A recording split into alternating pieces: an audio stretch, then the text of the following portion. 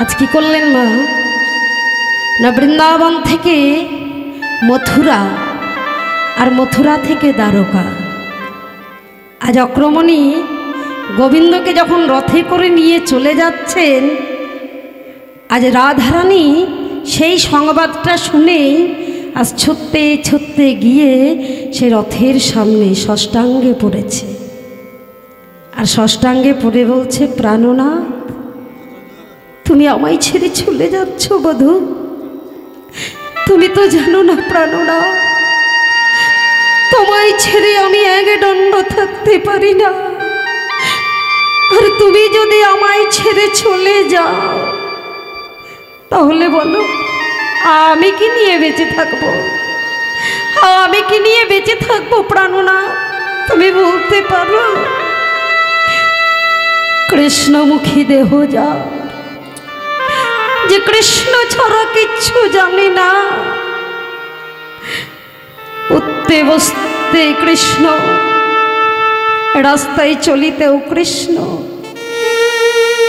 খাইতে শুইতে কৃষ্ণ, আমি যে তোমার নাম ছাড়া আর কিছু জানি না প্রাণনাথ। আর তুমি যদি আমায় ছেড়ে চলে যাও তাহলে তুমি বলো বধূ আমি কি নিয়ে থাকবো, বলো আমি কি নিয়ে বেঁচে থাকবো? আজ রাধারানী কাঁদছে আর গোবিন্দ আমার এক হস্তে তুলসী পত্র এক হস্তে গঙ্গা জল, বলে রাধে গো আমি শপথ করে বলে যাচ্ছি রাধে, আমি আজ যাব আর কাল ফিরে আসবো। হ্যাঁ গো মা, বলে গোবিন্দর কাল কতদিনে হয় গো? আমরা জানি সাধারণত কাল হয় এই রাত্রিটা শেষ হলে সকাল হলেই কাল হয়, কিন্তু গোবিন্দর কাল কি সে কাল গো? কাল বলে কালা গেল মধুপুরে, সে কালের আর কত বাকি। আজ গোবিন্দ আমার রাধারানীকে কথা দিয়ে চলে গেলেন, কিন্তু গোবিন্দ আর ফিরে এলেন না। আর গোবিন্দ যখন ফিরে এলেন না, রাধারানীর অবস্থাটি কেমন মা? না দেখবেন আমরা মানুষ যখন কাঁদতে কাঁদতে শেষ প্রান্তে পৌঁছে যায় তখন আমাদের কথা বলে আর কাঁদতে পারি না। আজ রাধারানীর অবস্থাটাও ঠিক তাই, আর কথা বলে কাঁদতে পারে না। আজ দীর্ঘ নিঃশ্বাস ফেলে কাঁদে আর বলে হা কৃষ্ণ, হা কৃষ্ণ। আজ রাধারানী এতদিন গোবিন্দ হারা হয়ে আছে, গোবিন্দ দর্শন করেনি, তাই বৃন্দাবনের সেই যমুনার কুলে ধুলা মাটির ওপর পড়ে আজ গোবিন্দের একটা চিত্রপট ছবি অঙ্কন করছে। কেমন ভাবে?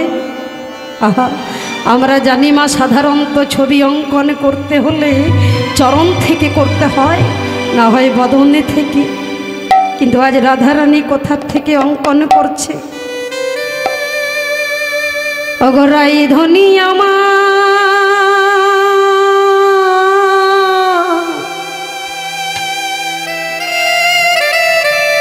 অগয়া কি আছে কোটি,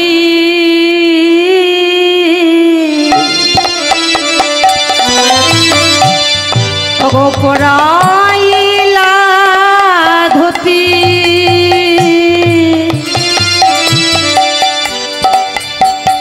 কতহু যতন করি, ওগো বিনোদিনী রাধে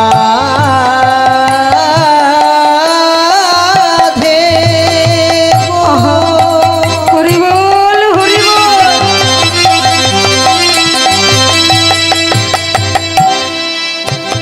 শ্যামে গরবে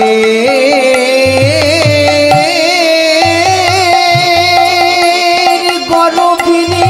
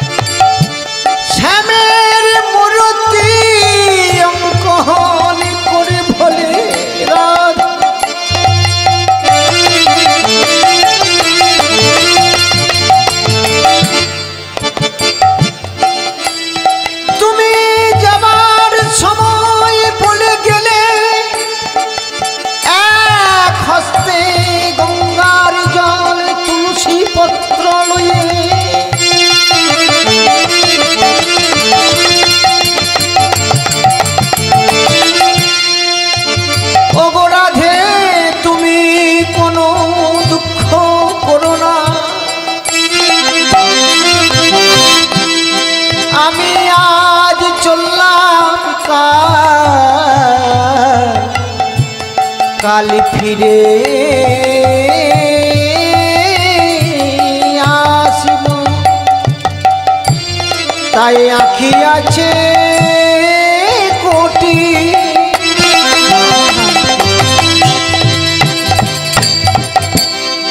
পরাইলা ধুতি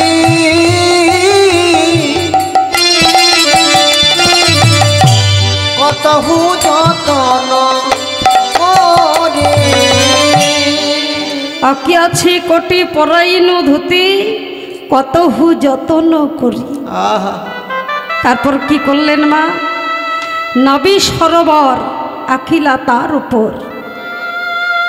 আজ সুন্দর করে গোবিন্দের কোমরটা অঙ্কন করে আজ হলুদ রঙের একটা ধুতি অঙ্কন করেছে। অষ্টসখী দর্শন করছে, ললিতা, বিশাখা, চিত্রা, চম্পক, লতিকা, সুদেবী, রঙ্গদেবী, তুঙ্গবিদ্যা, ইন্দুরেখা। আর এই 8টা সখীর মধ্যে একটা সখী ছিল বড় মুখরা, ললিতা। ললিতা বলল, রাধে তোর মাথাটা কি খারাপ হয়ে গেছে? হ্যাঁ রে, আমরা জানি যে সাধারণত কোনো ছবি অঙ্কন করতে হলে হয় চরণ থেকে করতে হয়, না হয় বদন থেকে করতে হয়, কিন্তু তুই কি অঙ্কন করলি কোটি। রাধারানী আমারে কেঁদে কেঁদে বলছে, আহা বলে ওরে ললিতা রে, ওরে ললিতা ললিতা রে, আমি ছবি অঙ্কন করতে ভুলি না, আমি ছবি অঙ্কন করিতে ভুলি না। ওই ছবি অঙ্কন করতে গিয়ে আবার মনে বড় ভয় হলো। ছবি অঙ্কন করিতে গিয়ে আমার মনে বড় ভয় হলো। কেন জানিস সখী? আমার প্রাণনাথের চরণে ছিল, তাই সেই চরণে বৃন্দাবন, বৃন্দাবন থেকে মথুরা, আরে মথুরা থেকে দ্বারকায় গেছে। এখন বলতে পারিস আমি যদি চিত্তে চরণে অঙ্কন করে দিই, হরি বল হরি, আর সেই চিত্ত যদি আমায় ছেড়ে চলে যায়, সেই চিত্র যদি আমার ছেড়ে চলে যায়, তাহলে বলতে পারিস সখী বলে আমি কিনি,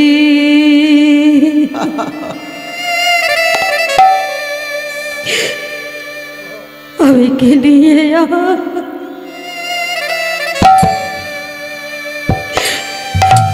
ওরে বেচে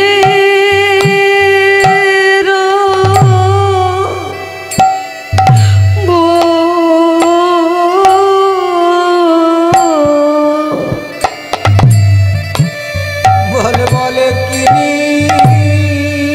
হৃদয় গৌর হরি বল হরি বল। কিনি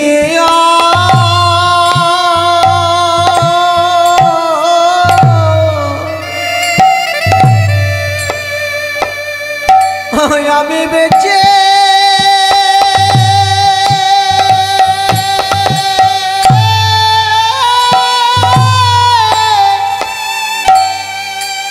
বেঁচে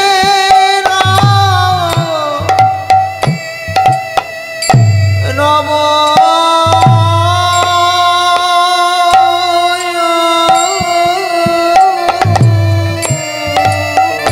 বলে ওরে ললিতা রে,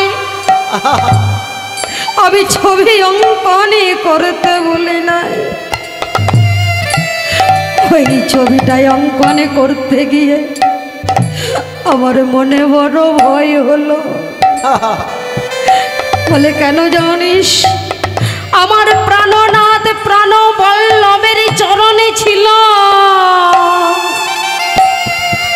আর সেই চরণ থেকে বৃন্দাবন থেকে মথুরায়, আর মথুরা থেকে দ্বারকায় গেছে।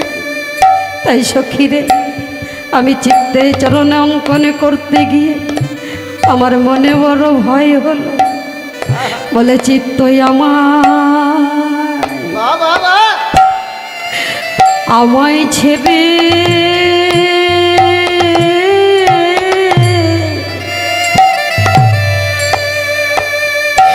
ও যদি যাই রে চলে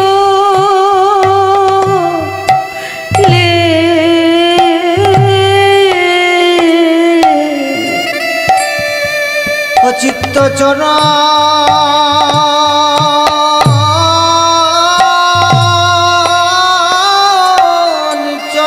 ছেড়ে বলি আমার যাই রে চলে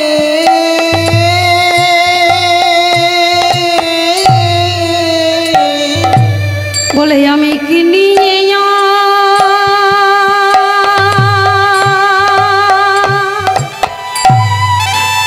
ওরে বেছে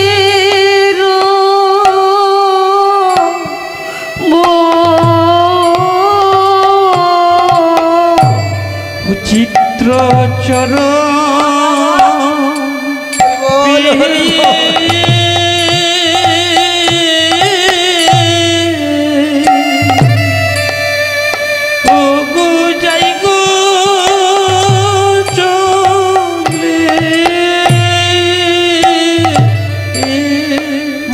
বল কিনিয়া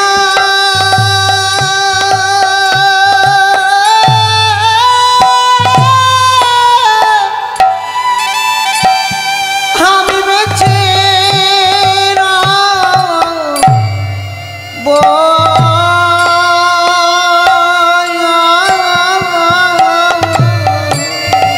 চিত্র চিত্ত চর ছেড়ে যাই চলে ইয়া বেঁচে রব চিত্ত চর ছেড়ে যাই রে চলে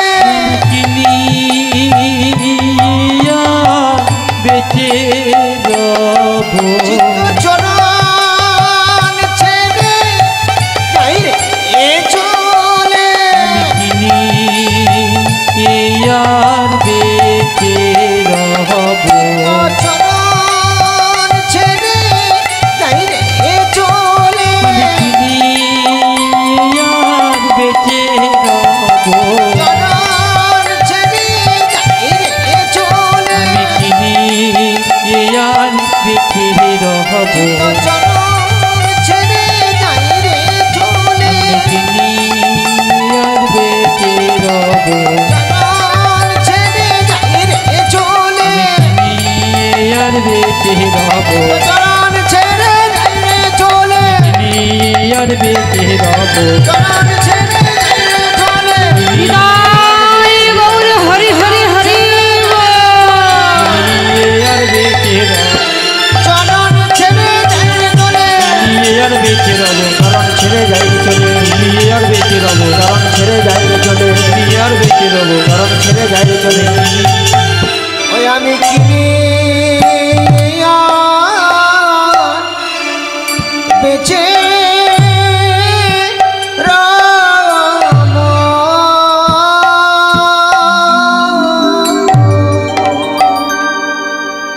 বলতে পারিস সখী আমার বধূ যদি আমায় ছেড়ে চলে যায় তাহলে আমি কি নিয়ে বেঁচে থাকবো তাই আমি চিত্তে চরণ অঙ্কন করিনি এরপর কি অঙ্কন করলো বলে বাহু দুটি আঁকি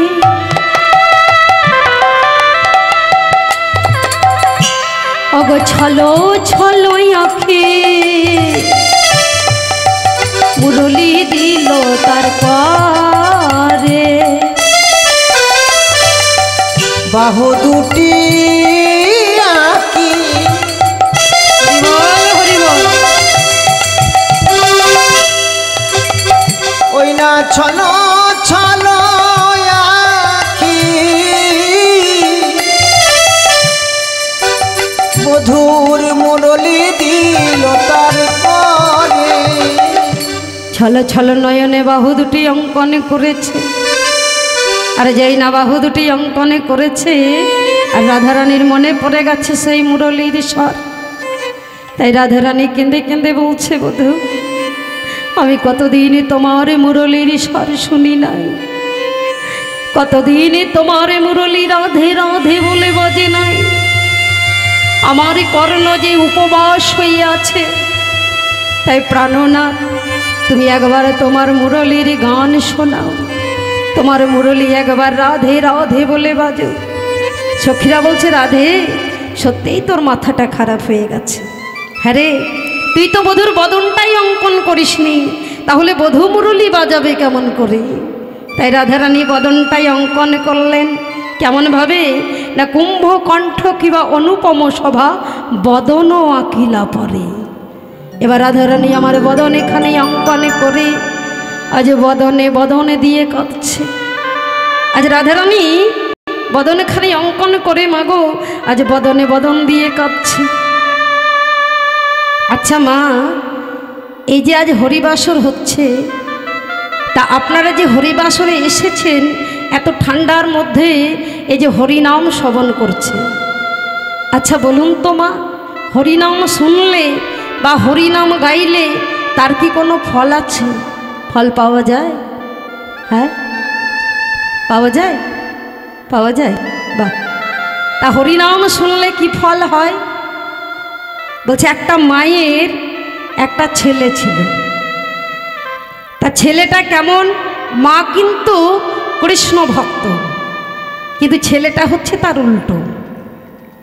এ ছেলে কোনোদিন হরি কথা বলে না, হরি কথা শোনে না, শুধুমাত্র কুসঙ্গ করে, মদ্যপান করে, জুয়া খেলে, গাঁজা খায়, আজে বাজে বন্ধুদের সাথে মেশে। মায়ের কিন্তু দুশ্চিন্তার আর বাকি নেই। কি গো মা, যারা মা হয়েছেন তারা জানেন, তাই না? ছেলে যদি একটু মানে অন্যরকম হয়ে যায়, মায়েদের কত চিন্তা হয় বলুন। আমার ছেলেটা আমার কথা শোনে না, আমার কথা মতো চলে না, সব মায়েদেরই কিন্তু এটা চিন্তা হয়।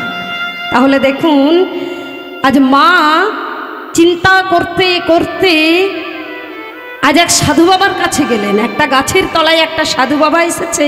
তা সাধু বাবার কাছে গিয়ে বললেন, বাবা জানেন তো, আমার ছেলে কোনোদিন আমার কথা শোনে না, আমার কথা মতো চলে না, সে কুসঙ্গ করে, গাঁজা খায়, মদ্যপান করে, হ্যাঁ কুসঙ্গ করে।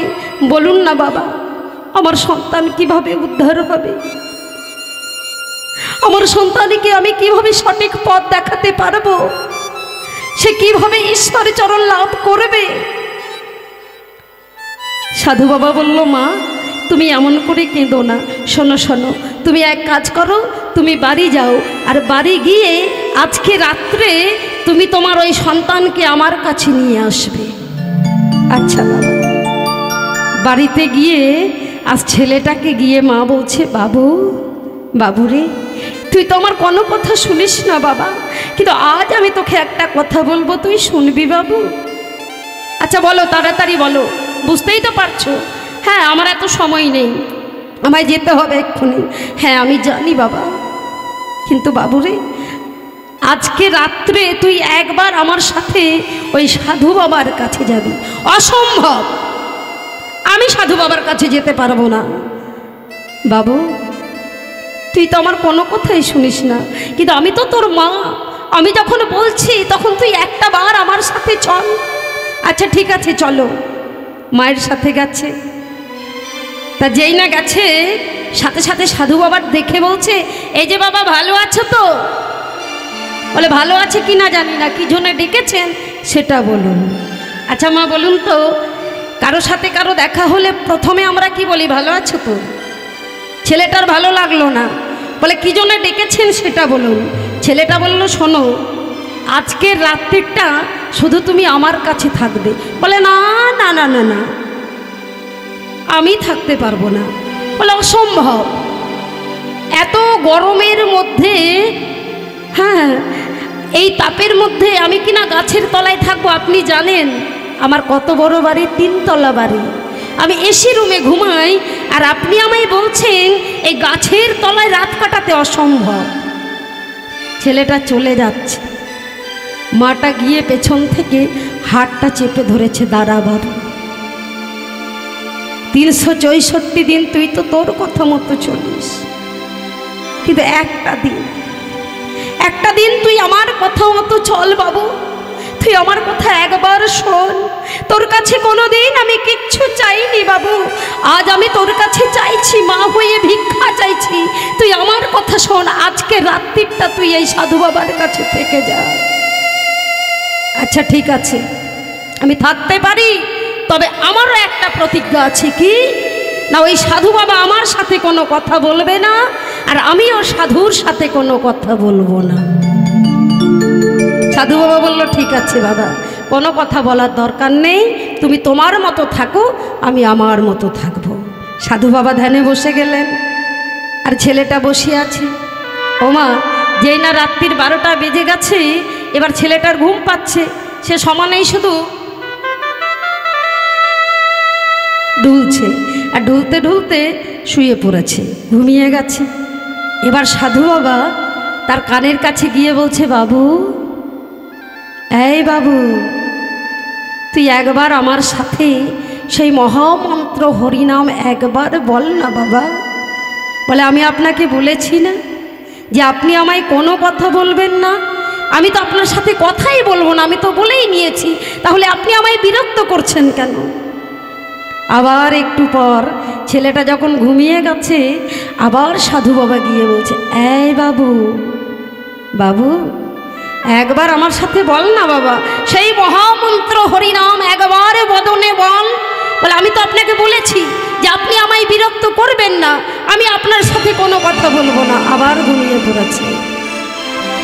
আবার একটু পর সাধু বাবা কানের কাছে গিয়ে বলছে, এই বাবু, একবার বল না বাবা, একবার সেই মহামন্ত্র নাম একবার বদনে বল। ছেলেটা মনে মনে চিন্তা করছে, বারবার বিরক্ত করছে, আমায় ঘুমাতে দিচ্ছে না।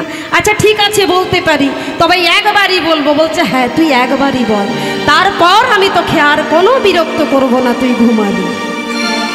ওমা, তাই কি করলেন সাধু বাবা, সেই ছেলেটাকে আজ বদনে কৃষ্ণ নাম বলাচ্ছে। আপনারাও বলবেন তো? বলবেন সবাই মিলে? হ্যাঁ, এই নাম হচ্ছে ভবপরীর সম্বল মা, যেদিন আমরা চলে যাব সাথে এই নামই যাবে, আর কিচ্ছু যাবে না। তাই কি বলছে, হরে কৃষ্ণ কৃষ্ণ কৃষ্ণ হরে হরে, হরে রাম রাম রাম হরে হরে। হরে কৃষ্ণ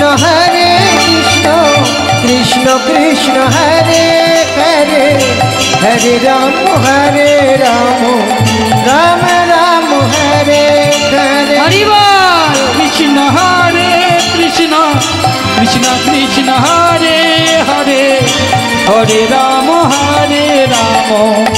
রাম রাম হরে হরে। হরে কৃষ্ণ কৃষ্ণ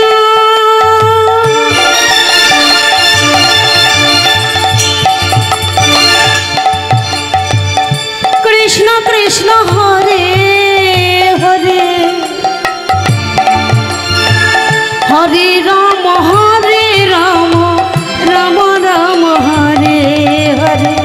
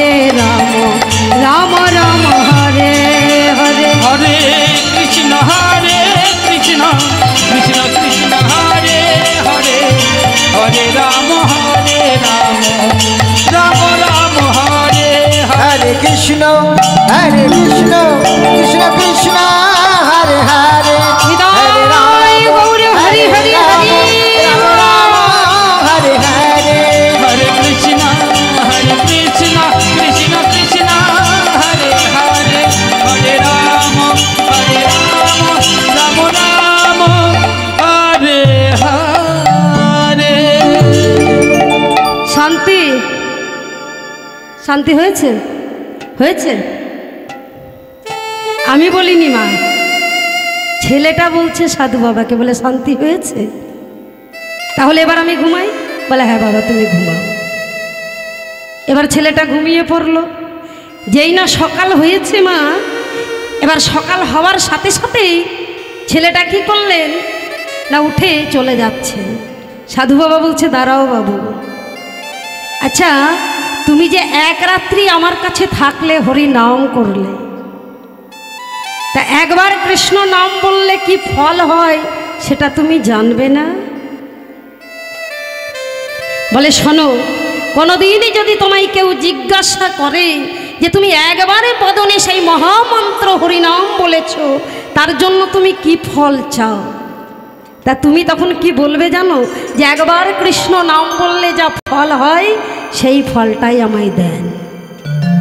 ছেলে বাড়িতে গেল, বিবাহ হলো, সন্তান হলো, বৃদ্ধ হলো, মারা গেল, এবার কোথায় যাবে? মানুষ মারা গেলে কোথায় যায়? যমালয়, যমরাজার কাছে। এবার যমরাজা চিত্রগুপ্তকে বলছে ভালো করে খাতাটা খুলে দেখো তো এ কি পূর্ণ করেছে। চিত্রগুপ্ত বারবার খাতা পাল্টাচ্ছে আর বলছে প্রভু এ কোনোদিন কোনো ভালো কর্ম করেনি, এ শুধুমাত্র কুসঙ্গ করেছে, এর কোনো ভালো স্বীকৃতির ফল নেই। বলে তাই আবার হয়? তুমি ভালো করে খাতাটা দেখো। ওমা বারবার খাতা খুলছে আর বলে প্রভু এর কোনো ভালো স্বীকৃতির ফল নেই। বলে আচ্ছা ঠিক আছে তুমি আর একবার দেখো। আর একবার যখন খাতাটা খুলেছে বলে প্রভু পেয়েছি পেয়েছি। বলে সারা জীবনে কোনো ভালো কর্ম করেনি, তবে বদনে একবার ওই মহামন্ত্র হরিনাম বলেছে। যমরাজা বলছে এই মরেছে, সারা জীবনে কোনো ভালো কর্ম করলো না, আর বদনে একবার হরিনাম বলেছে। তাহলে একবার হরিনাম বললে কি ফল পাওয়া যায়? বলে এটা তো আমার জানা নেই। একবার হরিনাম করলে কি ফল দেব? হ্যাঁ কি মা, একবার হরিনাম করলে কিছু ফল পাওয়া যায়? বলে কি ফল দেব আমি তো বুঝতে পারছি না। যমরাজ বিপদে পড়ে গেছে। বলে আচ্ছা এক কাজ করো, ওই দেবঋষি নারদকে ডাকো। দেবঋষি নারদকে ডেকে পাঠালো। এবার দেবঋষি নারদ এসে দাঁড়িয়েছে, বলছে আচ্ছা দেবঋষি বলো তো, সারা জন্মে কোনো ভালো কর্ম করেনি, শুধু কুসঙ্গ করেছে, কিন্তু এই বদনে একবার ওই মহামন্ত্র হরিনাম বলেছে, তাহলে একবার নাম করলে কি ফল দেওয়া যায়? দেবঋষি নারদ বলল মহারাজ সারা জীবন বিনা যন্ত্রে ভগবানের নাম করলাম, কিন্তু একবার নাম করলে যে কি ফল পাওয়া যায় এটা আমার জানা নেই। তাহলে কে বলতে পারবে? বলে একজন আছে, বললেও বলতে পারে, ওই যে যার চারটে বদন চারটে মাথা, কি নাম গো মা? ব্রহ্মা। ব্রহ্মা বললেও বলতে পারে। তাহলে চলো ব্রহ্মার কাছে। ব্রহ্মার কাছে চলে যাচ্ছে কে কে না, যমরাজ আর দেবঋষি নারদ আর সেই মৃত ব্যক্তি। এবার ব্রহ্মাজির কাছে গিয়ে বলছে, বলে একটা বিপদে পড়ে গেছি তাই আপনার কাছে এসেছি। বলে বলুন। আচ্ছা দেখুন এই যে কোনো ভালো কাজ করেনি, হ্যাঁ সারা জীবন শুধু কুসঙ্গ করেছে, কিন্তু বদনে একবার মহামন্ত্র হরিনাম জপ করেছে, তা একবার হরিনাম করলে কি ফল পাওয়া যায় আপনি বলে দেন। ব্রহ্মাজি বলছে এই যে আমার কটা বদন? বলে আমার চারটে বদন। তাহলে একবার যদি হরিনাম বলি তাহলে কবার বলা হয়? 4 বার বলা হয়। বলে সর্বদাই হরিনাম করছি, কিন্তু একবারে নামে যে কি ফল পাওয়া যায় প্রভু আমার জানা নেই। তাহলে কে বলতে পারে? বলে একজন আছে, হয়তো বললেও বলতে পারে। কে? ওই যে মা শ্মশানে মশানে ঘুরে বেড়ায় ছাই ভস্য মেখে, দেবাদিদেব ভোলানাথ। বলে চলো তাহলে ভোলানাথের কাছে। আবার ভোলানাথের কাছে চলেছে। তা ভোলানাথের কাছে গিয়ে বলছে যে এই যে দেখো ভোলানাথ, এই যে মৃত ব্যক্তিকে দেখছো সারা জীবনে কোনো ভালো কাজ করেনি, কিন্তু একবার বদনে ওই মহামন্ত্র জপ করেছে, হরিনাম বলেছে। তাহলে বলো একবারে নামে কি ফল দেওয়া যায়? ভোলানাথ বলছে আমার কটা মাথা? ভোলানাথের কটা বদন গো? হ্যাঁ, 5টা, 55। বলে আমি যদি একবারে নাম বলি তাহলে 5 বার বলা হয়। তো একবারে নাম করলে কি ফল হয় আমার তো জানা নেই। বলে তো মহাবিপদে পড়েছি। দেবঋষি নারদ বলছে শোনো, যার নাম নিয়ে এত সমস্যা বলে তারই কাছে যাওয়া যায়। যার নাম নিয়ে এত সমস্যা হচ্ছে চলো আমরা তার কাছে যাব, বৈকুণ্ঠে প্রভু নারায়ণের কাছে। তখন সেই মৃত ব্যক্তি বলছে তোমরা কি মামার বাড়ির আবদার পেয়েছো? হ্যাঁ, আমাকে নিয়ে একবার গেলে ব্রহ্মার কাছে, একবার গেলে ভোলানাথের কাছে, এখন আবার বলছো আমায় যেতে হবে নারায়ণের কাছে। বলে আমি যাব না, যেতে হয় তোমরা যাও। বলে আরে বাবা ফলটা তো তোমার, ফলটা তো তোমাকে দেওয়া হবে, তা তুমি যদি না যাও তাহলে ফলটা দেবো কেমন করে? বলে আমি যেতে পারবো না। আর যদি আমাকে যেতে হয় তাহলে শুনুন, আমাকে কাঁধে করে নিয়ে যেতে হবে, না হয় পালকি করে নিয়ে যেতে হবে। সর্বনাশ! এখন কি করবে মা? নিয়ে তো যেতেই হবে, কিচ্ছু করার নেই, কারণ ফলটা যখন তার তাহলে তাকে তো যেতেই হবে। এবার কি করেছেন, ব্রহ্মা আর দেবঋষি নারদ একদিকে ধরেছে পালকি, আর একদিকে ভোলানাথ আর যমরাজা ধরেছে। এবার চলে এলেন কোথায়? বৈকুণ্ঠে। বৈকুণ্ঠে এসে দেবঋষি নারদ বলছে প্রভু আপনার নাম নিয়ে এত সমস্যা, এই যে দেখছেন যাকে আমরা কাঁধে করে এনেছি এ কোনোদিন ভালো কর্ম করেনি, শুধু একবার মাত্র এই মহামন্ত্র হরিনাম তোমার নাম বদনে বলেছে, তার জন্য একে কি ফল দেওয়া যায় এটা আপনিই ঠিক করে দেন। প্রভু নারায়ণ বলল আচ্ছা নারদ, একবার ভালো করে বিচার করো তো, তোমার মতো সাধুর সঙ্গ করেছে, ভোলানাথের মতো পরম বৈষ্ণবের কাঁধে চেপে এসেছে দেবঋষি নারদ, তোমার মতো সাধুর সঙ্গ করে ভোলানাথের মতো পরম বৈষ্ণবের সঙ্গ করেছে, হ্যাঁ যমরাজার কাঁধে, এমনকি ব্রহ্মার কাঁধে চেপে এসেছে। আচ্ছা তুমি বলতে পারো এর থেকে ভালো ফল আর কি হতে পারে? হৃদয় গৌর হরি বল, হরি বল, হরি বল, হরি বল। এর থেকে ভালো ফল আর কিছু হতে পারে? এর থেকে ভালো ফল আর কিছু নেই। বলে কাহে না ওমা, এই মনুষ্য জন্ম পেয়েছি শুধুমাত্র হরিনাম করার জন্য, তাই কি বলছে? কাহে না, কাহে না ভজলি হরি গানা মানব জন্ম পাইকে,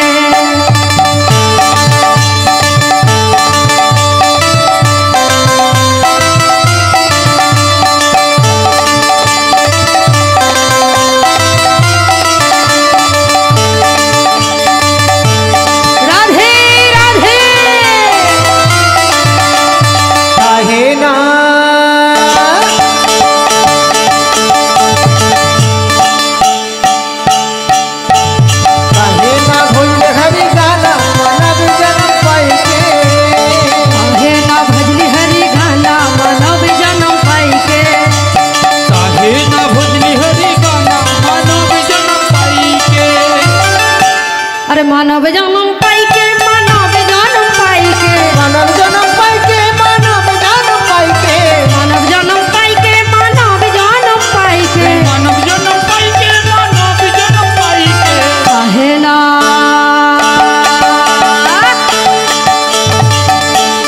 জয় শ্রী রাধে, কাহে না ভজলে হরি গানা মানব জনম পাইকে, কাহে না ভজলি হরি গানা মানব জন্ম পাইকে, কাহে না ভজলে হরি গানা মানব জনম পাইকে। अरे दैया रे दैया कागज का पुतलिया, दैया रे दैया कागज का पुतलिया, दैया रे दैया कागज का पुतलिया, दैया रे दैया है कागज का पुतलिया, आगे लगे तो जली जाए,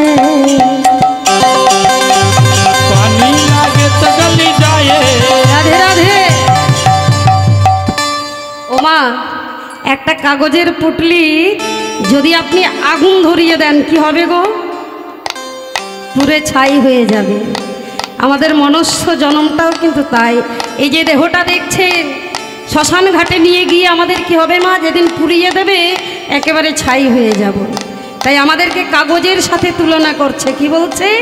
আরে दैया रे दैया कागज का पुतलिया, दैया रे दैया कागज का पुतलिया, दैया रे दैया कागज का पुतलिया, दैया रे दैया कागज का पुतलिया, अरे लगे तो जली जाए, पानी लगे तो जली जाए, मानव जन्म पाइते भजले हरि गाना मानव जन्म पाइके, कहे ना भजली हरि गाना मानव जन्म पाइके, कहे ना भजले हरि गाना मानव जन्म पाइके, हे न भजली हरि गाना मानव जन्म पाई के। अरे दैया रे दैया मिट्टी का पुतलिया, दैया रे दैया मिट्टी का पुतलिया, दैया रे दैया मिट्टी का पुतलिया। दैया रे दैया है मिट्टी का मूर्तिया। এই দেহটা মা মাটির সাথে তুলনা করছে। দেখবেন এই যে এত ধুমধাম করে আমরা দুর্গা পূজা করি, হ্যাঁ 4 দিন ধরে আমরা কত আনন্দ করি, তারপর কি করি মা? ওই মাটির প্রতিমা যখন আমরা জলে দিয়ে দিই, বিসর্জন করে দিই, তখন কি হয়? সাথে সাথে গলে যায়, তাই না? এই দেহটা মাটির সাথেও তুলনা করছে। কি বলছে?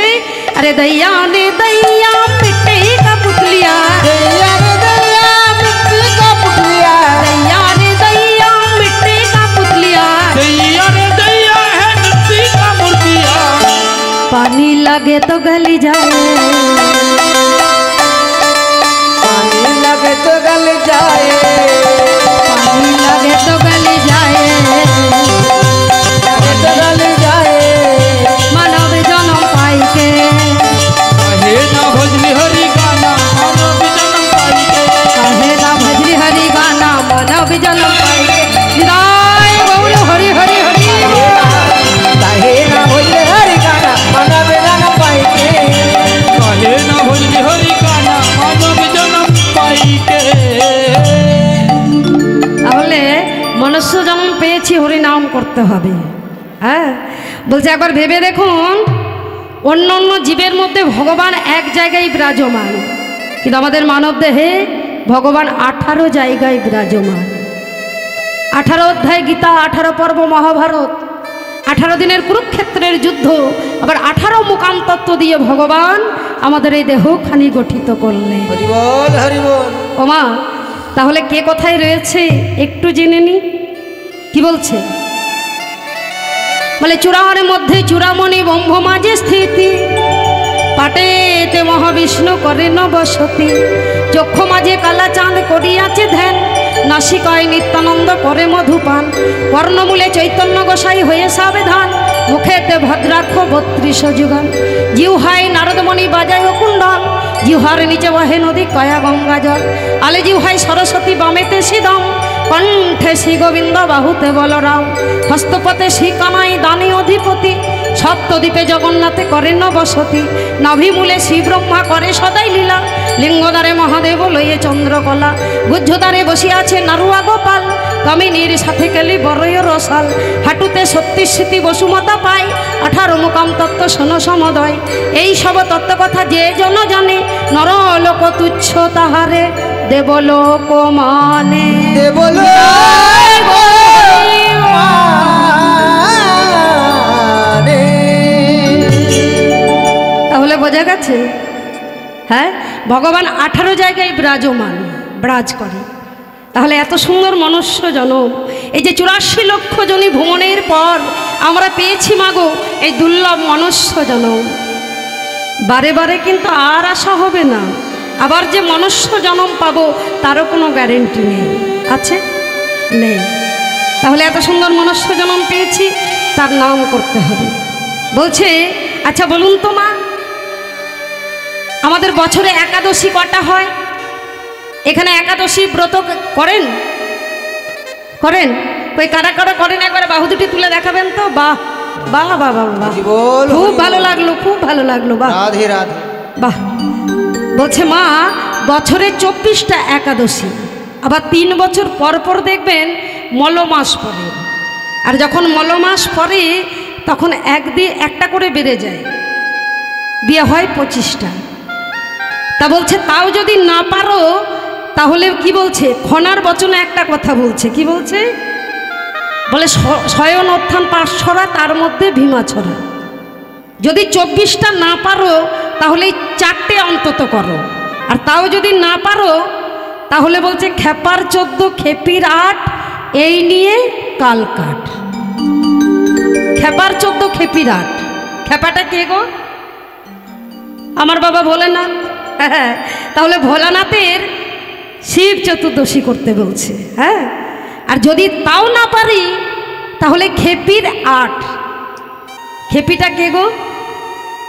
মা পার্বতী। হ্যাঁ, ভোলানাথ যদি খেপা হয় তাহলে মা আমার খেপি, ভালোবেসে বলা হচ্ছে এটা।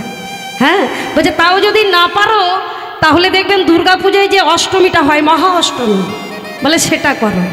আর তাও যদি না পারো তাহলে বলছে 2 ছেলের জন্মতিথি, অষ্টমী আর নবমী, 2 ছেলের জন্মতিথি। বলছে একটা হচ্ছে জন্মাষ্টমী আর একটা হচ্ছে রামনবমী। হ্যাঁ, জন্মাষ্টমী করো, আর তাও যদি না পারো তাহলে রামনবমী করো। বলে এও যদি না পারো তাহলে ওই ভগার খালে ডুবে মরো। মায়েরা হাসলেন কেন? ভগার খালে ডুবে মরো, এই কথাটা কি বলুন তো? বলছে এইসবও যদি না পারো তাহলে অন্তত একবার ওই ভগীরথের আনার যে মা গঙ্গা, সেই গঙ্গায় একটা ডুব অন্তত দিও। মা গঙ্গায় একটা ডুব দিও, তাহলে আমাদের এই মনুষ্য জন্মটা কিন্তু সার্থ হয়ে যাবে। হরি বল, হরি বল। তা যাই হোক, আজ দেবঋষি নারদের মন বড় চঞ্চল, তাই মন চঞ্চল হয়েছে, জিজ্ঞাসা করছে আমি কোথায় যাব। মন চঞ্চল হলে কোথায় যেতে হয় মা? মন চঞ্চল হলে কোথায় যাই আমরা? কি গো, এই তোমরা কোথায় যাও? শ্বশুরবাড়ি গো। সর্বনাশ, বলছে মন চঞ্চল হলে শ্বশুর বাড়ি যাই। ও মা, বলছে মন চঞ্চল হলে শ্বশুর বাড়ি যাওয়া লাগে না।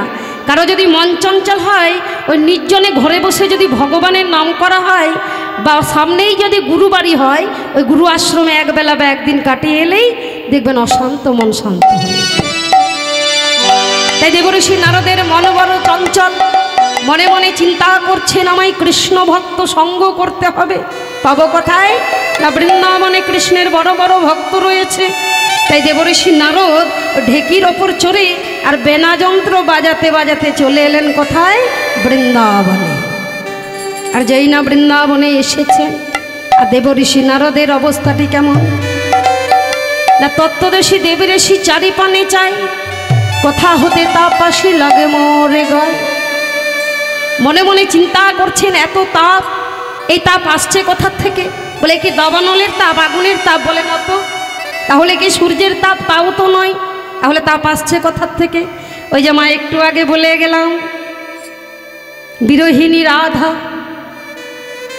আজ বৃন্দাবনে ধুলা মাটির ওপর পড়ে হা কৃষ্ণ বলে কাঁদছে। আর ওই যে কৃষ্ণ বলার এত তাপ, সেই তাপটা দেবঋষির অঙ্গে লাগলো। দেবঋষি বলে উঠল, কৃষ্ণ তুমি না ভগবান, আর ভগবান হয়ে তুমি ভক্তকে এমনভাবে কাঁদাও, তাহলে কে তোমায় ভগবান বলবে?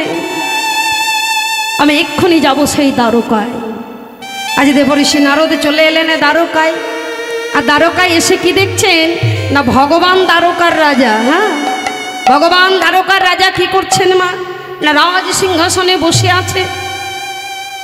আজ দেবঋষি নারদ এসে বলছে, বাবা বাবা, তুমি রাজা হয়ে রাজ সিংহাসনে বসে আছো, আর তোমার ভক্তদের যে কি অবস্থা তুমি একটি বারের জন্য খবর নাও না। ওই মা যশোদা কি তোমায় কোলে পিঠে করে মানুষ করেনি? পিতানন্দ কি তোমায় লালন পালন করে বড় করেনি? যেই সখারা তোমায় ছাড়া গোষ্ঠে যায় না, যে রাধারানী তোমায় ছাড়া কিচ্ছু জানে না, তুমি যতই হও না কেন দ্বারকার রাজা, কিন্তু তোমার কর্ণে আজ আমি এমন মন্ত্র পাঠ করব যে তুমি রাজ সিংহাসন পরিত্যাগ করে ওই রাজদ্বারে এসে দাঁড়াবে। আজ বিনা বিনা যন্ত্রকে বলল বিনা যন্ত্র একবার বাজতো রে, তবে শোন ভগবানের নাম ধরে নয়, তুই তো ভগবানের নাম ধরে বাজিস, আজ ভক্তের নাম ধরে বাজ। তাই আজ কি করছেন বলে রাধে তেরে চরণ কা धूल जब मिल जाए सच कहता हूँ राधे मेरा जन्म सफर हो जाए।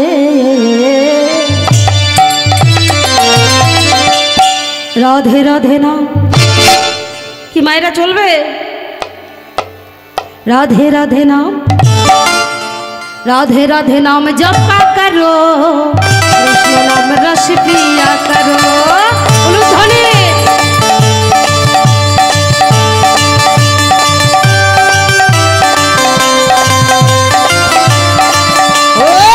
राधे राधे नाम राधे राधे नाम राधे राधे नाम जपा करो, कृष्ण नाम रस पिया करो।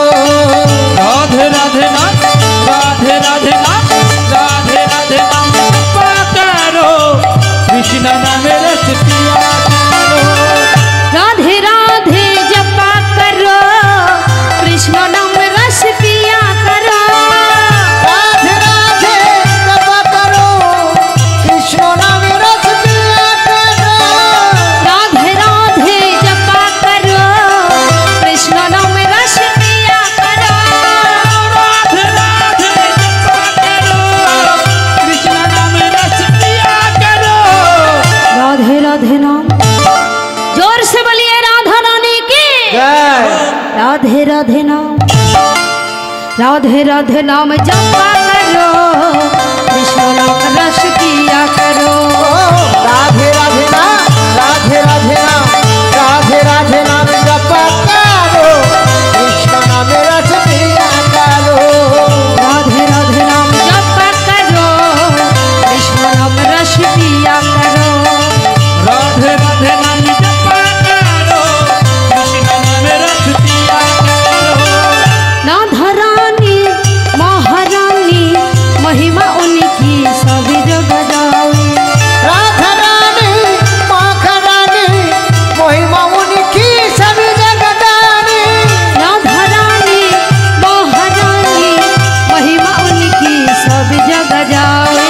राधा रानी महारानी महिमा उनकी सब जगह जाने। राधे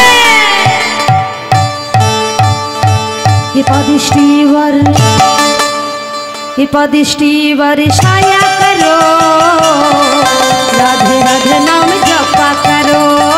स्वादिष्टि वर्षया करो, कृष्ण नाम रस पिया करो। राधे राधे जपा करो, कृष्ण नाम रस पिया करो। बोलो राधे राधे नाम जपा करो, कृष्ण नाम रस पिया करो। मौली भाली सीधी साधी वो है सबकी प्यारी प्यारी। भोली भाली सीधी शादी ओ है सबकी प्यारी प्यारी। मौली भाली सीधी साधी वो है सबकी प्यारी प्यारी। भोली भाली सीधे साधी वो है सबके प्यारे प्यारे। राधे कि पदिष्टि वर्षाया करो, राधे राधे नाम जपा करो। राधे राधे नाम जपा करो, कृष्ण नाम रस पिया करो। राधे राधे नाम जपा करो, कृष्ण नाम रस पिया करो। राधे राधे नाम जपा करो, कृष्ण नाम रस पिया करो। कृष्ण नाम रस पिया करो। राधे राधे कृष्ण नाम रस पिया करो। कृष्ण नाम रस पिया करो। भगवान कृष्ण माँ हरे कृष्ण जय राधे। তাই যেই না ওই রাধা নাম শুনেছে আর ভগবান শ্রীকৃষ্ণ ওই রাজ সিংহাসন পরিত্যাগ করে রাজদ্বারে এসে দাঁড়িয়েছে। আর রাজদ্বারে দাঁড়িয়ে দেখছে কি যা দেবঋষি নারদ, নারদকে দেখে বলল, নারদ তুমি? বলে, হ্যাঁ কৃষ্ণ আমি তোমার কাছে এসেছি। তোমার মনে পড়ে না? তোমার মনে পড়ে না? তুমি একবারে মনে ভেবে দেখো, বৃন্দাবনে মা যশোদার কথা, পিতানন্দের কথা, সখাদের কথা, প্রেমময়ী রাধারানীর কথা। প্রেমময়ী রাধারানী,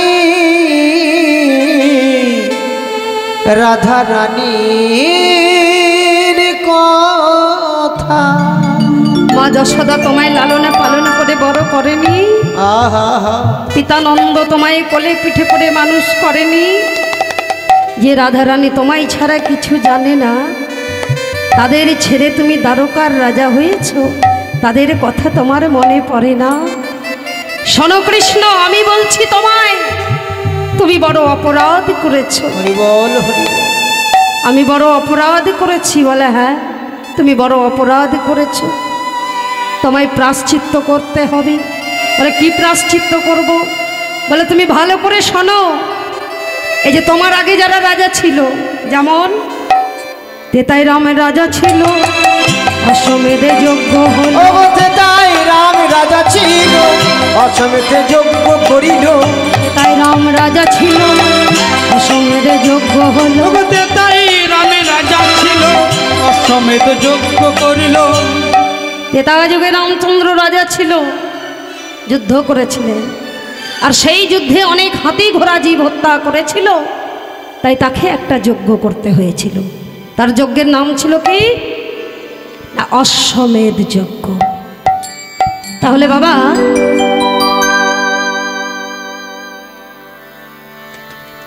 তাহলে প্রভু রামচন্দ্র একটা যজ্ঞ করেছিলেন কেন?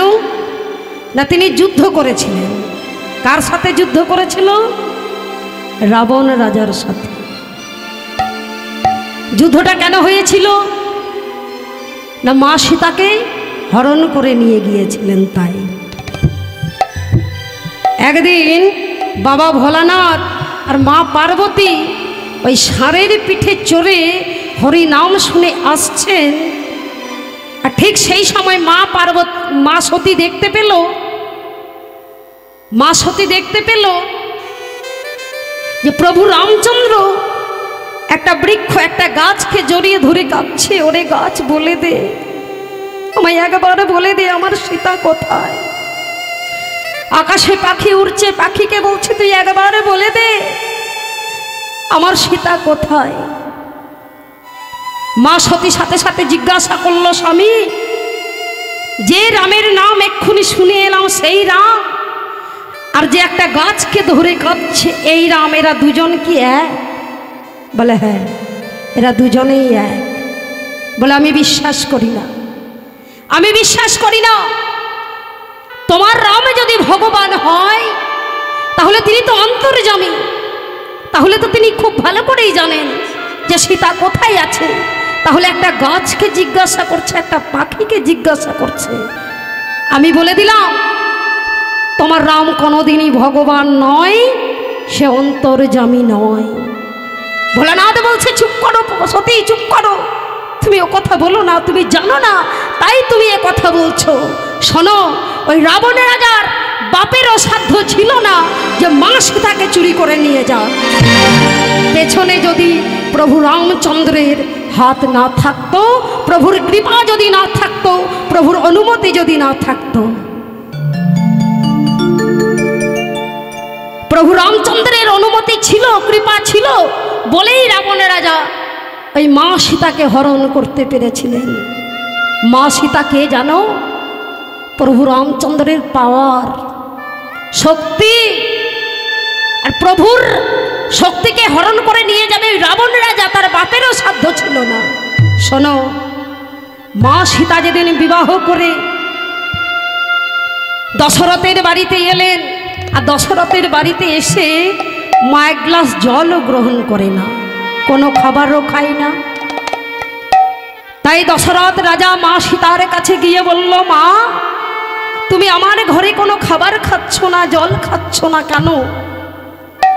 মা সীতা বলল, বাবা আমি ভেবেছিলাম আপনি হয়তো ব্যাপারটা বুঝতে পারবেন, কিন্তু আমি দেখছি আপনি বুঝতে পারেননি। বলে, শুনুন, আমি আপনার বাড়িতে কোনো খাবার খাচ্ছি না, জল খাচ্ছি না কেন জানেন? না, আপনি একজন বেদজ্ঞ ব্রাহ্মণকে হত্যা করেছেন, আপনি পাপ করেছেন, তাই আপনার ঘরে আমি কোনো খাবার খাচ্ছি না। আপনারা জানেন বাবা, অন্ধমণি পুত্র, তার নাম ছিল সিন্ধু। সে চোখে দেখতে পায় না। অন্ধমণি সিন্ধুকে বলল, বাবা আমার জন্য তুমি জল নিয়ে এসো, প্রচণ্ড পিপাসা পেয়েছে। সেই সিন্ধু যখন জল ডুবাতে গেলেন, আর মাটির কলসিতে যে জল ঢুকছে তার একটা আওয়াজ, সেই শব্দটা শুনে কি করলেন না, শব্দবেদী বাণটা ছুঁড়ে দিলেন। আর যেই না বাণ ছুঁড়ে দিলেন, সিন্ধুর বুকে লাগলো ছটফট করতে করতে, সিন্ধু তক্ষণই প্রাণ ত্যাগ করলো। তাহলে বলুন বাবা, আপনি এক ব্রাহ্মণকে হত্যা করেছেন, তাহলে আমি আপনার ঘরে কিভাবে জলগ্রহণ করি? বলে, মা পাপ করলে তো তার প্রায়শ্চিত্ত হয়, তাহলে তুমি বলে দাও কি করলে আমার প্রায়শ্চিত্ত হবে? বলে, বাবা এমন একজন ব্রাহ্মণকে খুঁজে বের করতে হবে যে আজও অবধি কারো ঘরে এক গ্লাস জল খায়নি, বা আজ পর্যন্ত সে মিথ্যা কথা বলেনি। রাজা দশরথ বললেন, মা আমাকে 5 দিনের সময় দাও। রাজা দশরথ খুঁজতে বেরোলেন ব্রাহ্মণ, কিন্তু কোথাও ব্রাহ্মণ খুঁজে পেলেন না। 5 দিন পর এসে বলল, মাগো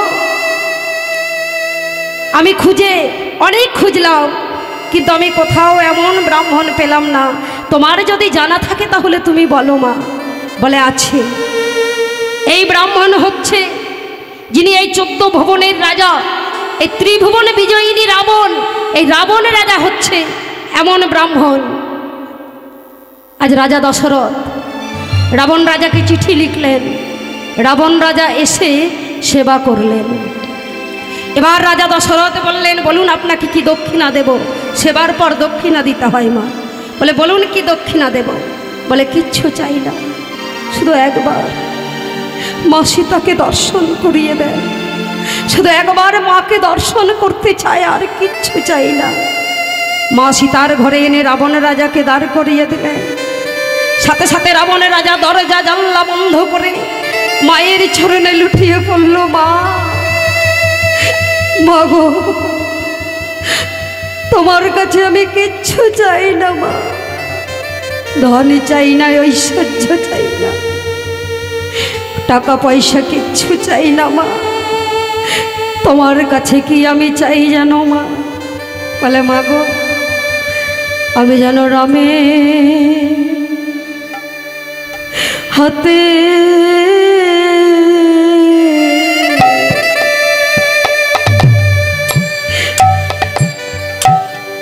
ওগো মূর্তি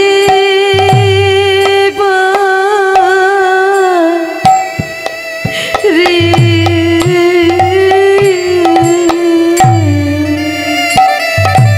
আমি যেন রামে হরি বল হরি বল, রামের হাতে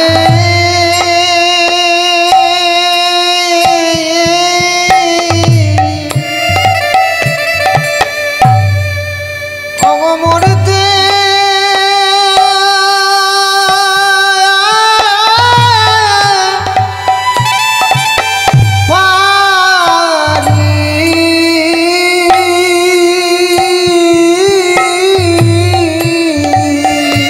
বলে তোমার কাছে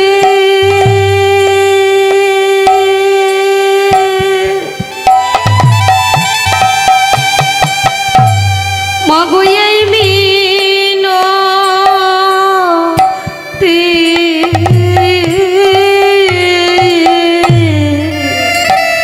ওই আমি যেন রামে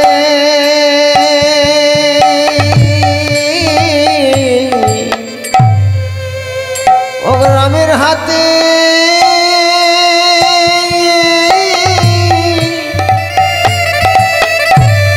মরিতে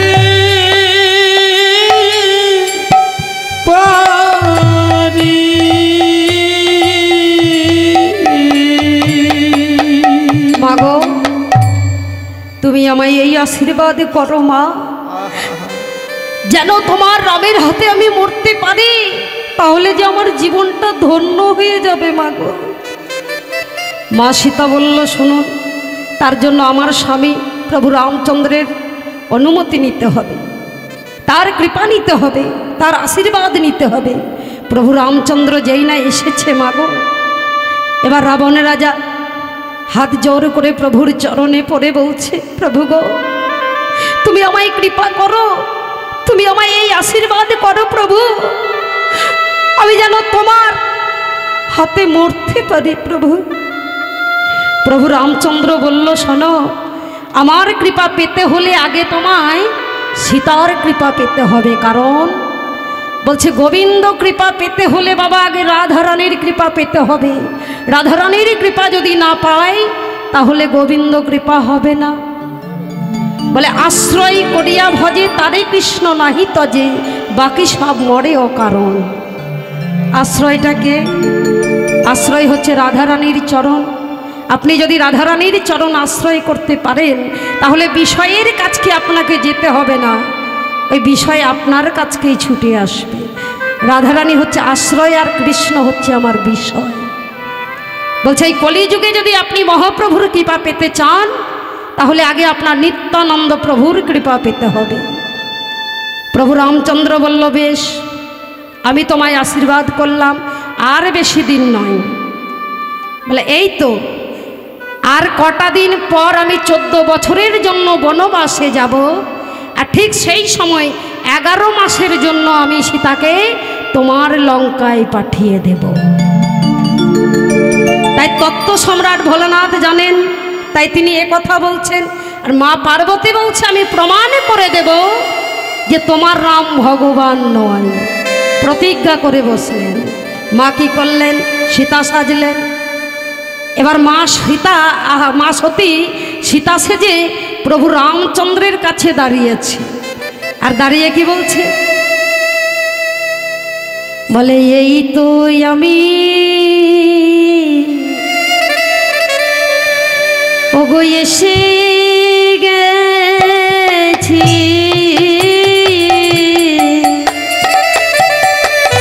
বলি এই তো আমি এসে গেছি। বলে, এই তো আমি এসে গেছি, বলি তো আমি এসে গেছি। বলে, আর কাঁদিতে হবে না গো, এই তো আমি এসে গেছি। বলি আর তো যেতে হবে না গো, এই তো আমি এসে গেছি।